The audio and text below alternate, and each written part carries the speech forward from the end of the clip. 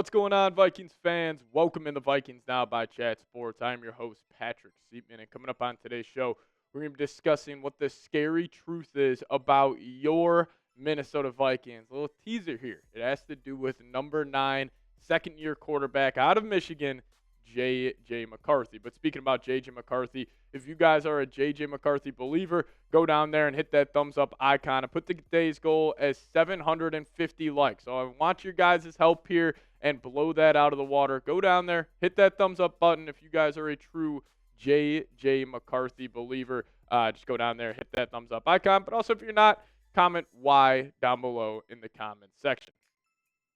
All right, so what's the scary truth about the Minnesota Vikings? Well, I think it's simple. All of the success for not just next season, but for the years while he is on his rookie contract will all come down to the play of J.J. McCarthy. Now, on today's show, we'll go over 5 reasons why I truly do believe that the Vikings, are going to be successful. J.J. McCarthy will be the biggest reason why. Now, putting all that pressure on him, is it unfair? 100%. But he is playing the most important position in all of sports. And with the support system the Vikings have around him, it really does all come down to number 9 for the next couple of years for the Vikes. But why is this true? So I think number 1, we got to look back in time, look at the past quarterback success we have had here in Minnesota. And you have guys that have just had one-off amazing seasons. Now, a lot of that has to do with the Vikings have had a great wide receiver duo, for the last 15, 20 years here in the National Football League. But guys like Case Keenum came here, Sam Bradford came here, and maybe they're struggling in NFL careers. And then they had a resurgence. And obviously last year with Sam Darnold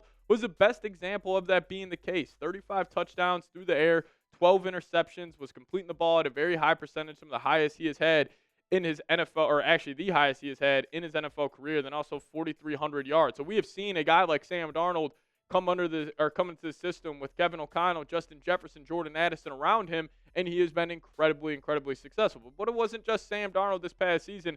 It was the guys the year before, mainly Kirk Cousins. In 2022, or from 2020 to 2022, this dude was awesome for the purple and gold. And even that 23 season, he was great before his torn Achilles took place in Green Bay. But you also had guys like Josh Dobbs had monster years, or monster couple of games. Shouldn't say years for Dobbs, but he had a couple of big games for the purple and gold. But Cousins, you guys see the stats on screen, 30-plus touchdowns in 2 of these 3 seasons, 29 in the other year. And we saw Kirk also lead this team to 13 wins back in 2022. Sam Darnold, 14 wins in 2024. You would anticipate that J.J. McCarthy, if he is the real deal, would be able to maybe not get the 13, 14 wins, but at least get the double-digit wins in his first year starting. And another big reason why this is true is just the elite support system around number 9 that he is walking into. Now, this isn't a situation where he is heading to, let's just say, the Tennessee Titans, where they got the first pick this year. Not a lot of talent around him, some mediocre receivers. Like, he truly is walking into a system where he is loaded at damn near every single important position offensively. And, I think if you had to take a combination of 2 offensive linemen, 2 wide receivers, and then a tight end or a third pass catcher, the Minnesota Vikings probably got the best in the National Football League. You got Christian Darrisaw. Him coming back, we'll talk about this more on today's show, but it's one of the most underrated storylines of this season. You're getting a top 5 tackle back at a premium position. But Brian O'Neill, Jefferson, undisputed, the best wide receiver in the league. Jordan Addison, a high-end wide receiver too.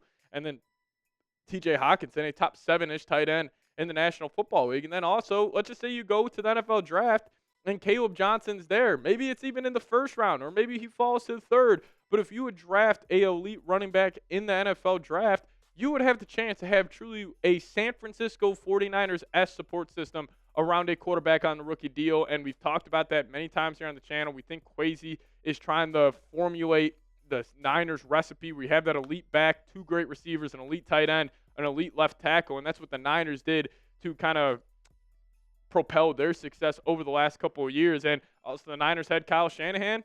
Well, the Vikings, you got a top-tier coaching staff as well, and specifically on the offensive side of the field. I think if you had the power rank, like an offensive coordinator, head coach, quarterback coach combo, the Vikings by far would have the best in the National Football League. Like Kevin O'Connell coming off a year where he won the Coach of the Year award. He is, in my opinion, one of the best young and up-and-coming offensive head coaches in the league. But you also got Wes Phillips in the booth, making those changes in games. That's stuff that Kevin O'Connell on the field can't see. And then we saw how important Josh McCown was for Sam Darnold.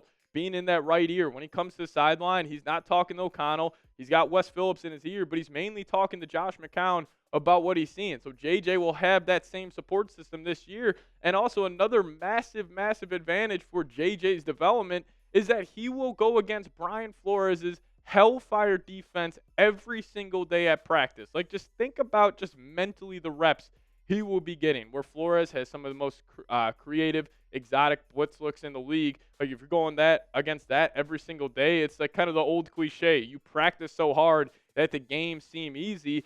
That's going to be J.J. The Vikings will have a top 5 defense, if not the best defense in the National Football League next season. His development going against that unit every single day in practice, I can't underestimate how big that truly is for just getting quality looks throughout the week every single day at practice. But I want to ask you guys this. So J.J. McCarthy, it's kind of tough coming up with a pro comp for him. But I'll ask you guys, who is your pro comp for J.J. McCarthy? Let me know your thoughts down below in the comments section. I kind of think of him as like a tinier Joe Burrow, but he's only like an inch shorter. Obviously needs to put on more weight if he wants to get the Burrow's frame, but I kind of see some Burrow in him. I also see a little more athletic Andy Dalton in his game, but I don't really have a good one for you guys, so you guys let me know. Who is your pro comp for J.J. McCarthy? Now, the fourth reason why the success and the scary truth about the Vikings season is that it all comes down to J.J. is they got a great defense. Like, this is not something where J.J. is going to have to get in shootouts every single game of the year. The Vikings defense this past season was one of the best in the National Football League. And this is how they ranked out. They were a top 5 scoring defense. And honestly, with what I anticipate the Vikings to do in free agency and in the draft is improve that side of the football. This right here, I expected this to be increased next season. And plus, it's just another year in Flores' system. So all those new guys like Grenard, Van Ginkel, Cashman, they're going to have the whole offseason to really dive into that Flores playbook and hopefully get some better play out of them. But you're not asking J.J. to get in shootouts every game. You're just asking him to be a really high-end game manager, get the ball out to your weapons, and play careful football. Don't turn the ball over, and that's a recipe for success. So having that great defense is going to be massive, and honestly, just more I talk about Flores' unit, man, I am just super, super excited to see how that team's going to play next season. But also number 5 here, you should have an improved offensive line.